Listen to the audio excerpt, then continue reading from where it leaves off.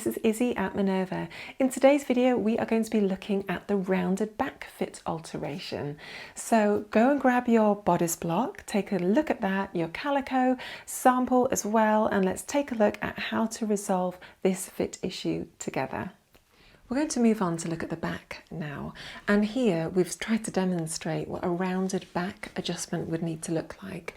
That's where this bit of our back is sticking out a little bit more than what we've drafted for, and effectively then we're going to get pull lines and drag lines across at this point here at the top of the shoulder, the cross back. The drag lines are going to extend across from the centre back across to the tops of the shoulders at this point. The other thing you'll notice potentially is if you've got a rounded back at this point, the garment is taking more space to cover that area rather than sitting flat on your back. It's covering this whole area. So potentially the bottom of your garment at the waist is actually coming up a little bit and riding up higher than where our natural waistline should sit. So keep an eye out for those two things, and we'll look at how to resolve those next. To start off with this alteration for the rounded back, I want you to pop a piece of tracing paper over your block one more time, because we're going to trace over our block, cut into it, make some changes, move some things around, and then transfer our alterations to our block at the very end. So grab some tracing paper and pop it over your block.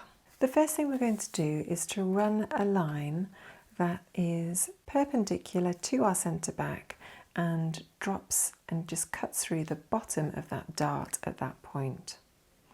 Draw a line across your back bodice all the way across.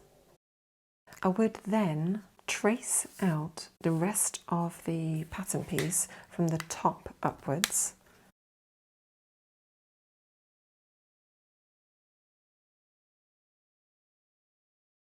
Perfect. Then grab a pair of scissors and I want you just to cut along this line, allowing it just to stop just before you hit the armscye. And then we're also just going to cut down the middle of this dart here, just down to the line, leaving a little pivot point at that point. I'm also just going to cut into my tracing paper up to that point as well. Okay, so at this point now you can see that we can open up our block and we can create extra volume in our block at this point here, which is then going to provide extra fabric to sort of go over the rounded back feature. So it really is a little bit of guesswork at this point as to how much extra you think you need. You may have noticed down at the waist that the fabric is pulled up, and you may have made a note of how much fabric how much the waistline has moved up by effectively from where it should be sitting. Or it may be that you just want to do a little bit of trial and error. So maybe increasing the volume over the rounded back by 2 centimeters to start off with, and then playing about with that measurement as you tweak and change your block. We're going to just show a 2 centimeter increase. So grab a piece of paper and just pop it underneath your tracing paper and just stick the tracing paper to it so it's not going to shift and move. Move these little pieces away, just off to the side. So pop a piece of paper underneath your tracing paper and just redraw in that slash line that you did to make sure you can see it really clearly. And then we want to increase that by 2 centimeters. That's how much extra volume we want to add in. So offset that line by 2 centimeters. Brilliant. And then I want you to get this line here, which is that straight line at the top of the back, and just rotate your pattern pieces around until it sits nice and straight on your 2 centimeter offset line like that. And just stick that down in place. So at this point, you will notice that this line has kind of moved in.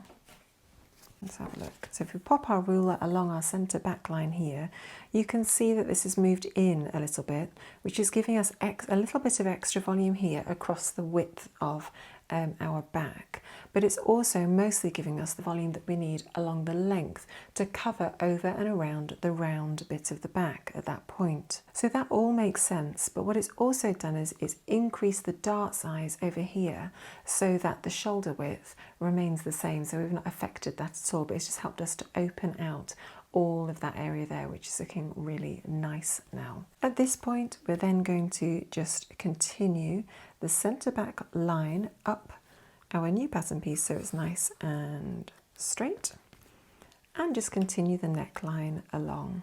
And this then becomes our new block shape for our bodice back. At this point then, I'd recommend that you just cut out your new shape, overlay it onto your block and trace over it using a coloured pencil so that you've got that really clearly marked on your original block what that alteration needs to be. I hope you found that really helpful as you've been looking at how to adjust and fit your bodice block. This is a really useful skill to learn how to do, how to fit and alter things, and if this is something that you're doing on your block, it may be a technique that you're going to need to do across a number of different patterns.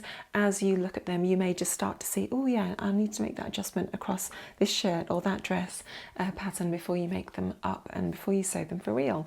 So this is a really helpful little technique just to get you to fit your garments better, as well as obviously the block that we're working on today. So thanks for joining me today. I will see you next time.